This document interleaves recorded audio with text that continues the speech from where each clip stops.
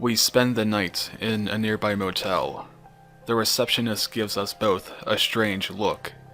I'm too tired to set the record straight, and Paleface here just doesn't care. I try to sleep, catch 40 winks in between nightmares. New ones this time.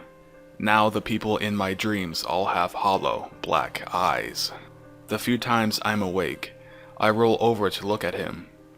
Sat over at the plastic folding table, pencil in hand, over a map, looking straight out the window, eyes as black as the night outside. We hit the road next morning, up into the mountains. It's the first few days of spring, and the snow's just starting to peel away.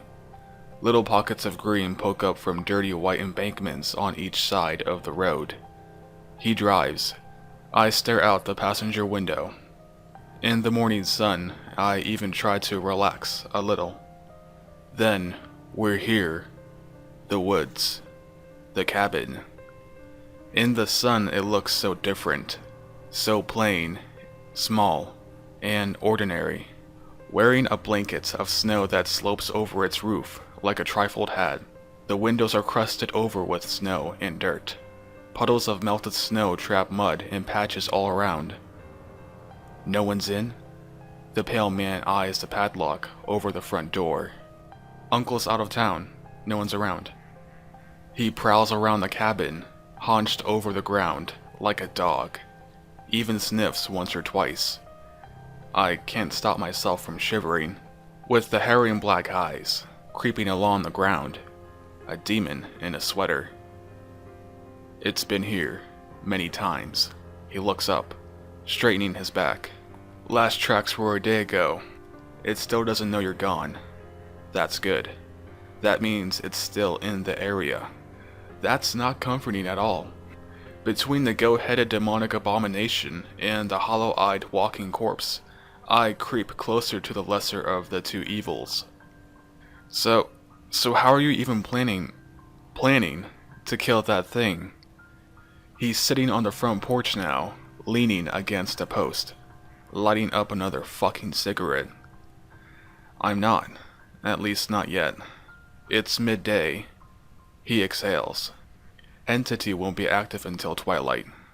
He closes his eyes. Get comfortable. The sun is setting, and I am fast asleep in the shade of the porch, wrapped up in my oversized coat, drooling in the filth between the floorboards, just dead exhausted. The adrenaline finally running out, and then I hear it through my sleep. Like the barking of a fox, but deep, guttural, unnatural. Echoing around the forest, instantly I'm on my feet. So is he, staring into the distance, examining the edge of the forest not 30 feet away. The woods loom overhead in the dying light, tall and foreboding. It's coming. He steps towards me. Oh fuck. I wheeze. I stumble forward and tumble down the steps of the porch. What the fuck do I do? What do I do? I mutter over and over like a mantra, stuck on a loop. I feel his presence behind me, calm and unhurried, stepping down from the porch. The wind whistles all around, carrying the scent of sleet and plant life, and the earthy musk of danger. It's coming after us, I whimper. No, I hear him say. A firm grip tightens around my wrist like a vice, and then I hear the lock click into place. It's coming after you. I whirl around and am yanked off balance. I collapse on the front step, my arm dangling over my head. Dazed, half mad with fear, I look up. My right arm is handcuffed to the balustrade. I'm sorry. He speaks loudly over the howling wind. I lied. There is no killing this goat man. It's marked you, and it will only stop once it has you. What the fuck? I shriek into the wind. I thrash against the handcuff, eyes stained with tears. But the balustrade is solid woodwork, and it holds. What the fuck?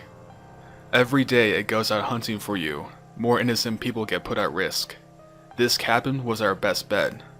Once it's satisfied, we can keep it contained. He begins to step away slowly. I'm sorry. I wish there was another way.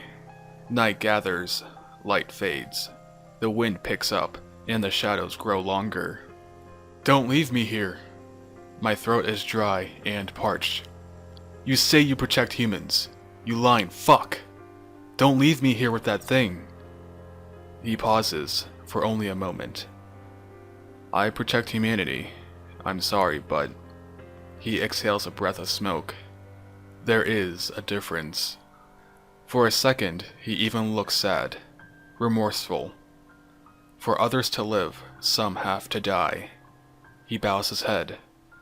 Plain bad luck, that's all. And that's the end. He keeps walking.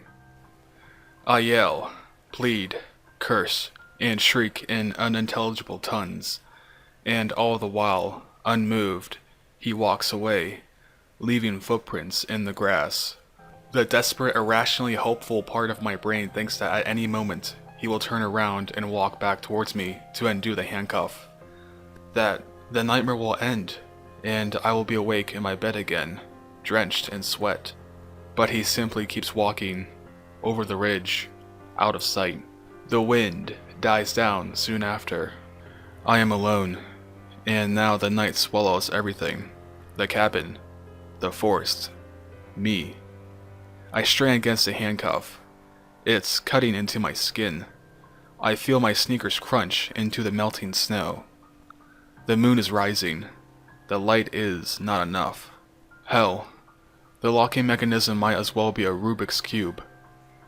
My cold, clumsy fingers slip over smooth metal and find absolutely no hope of release. It's eerie how quiet it is, like how it's not only the absence of noise, but like a blanket that sucks up any noise, as if the silence is a living, hungry creature. I feel naked. Nothing stands between me and the forest.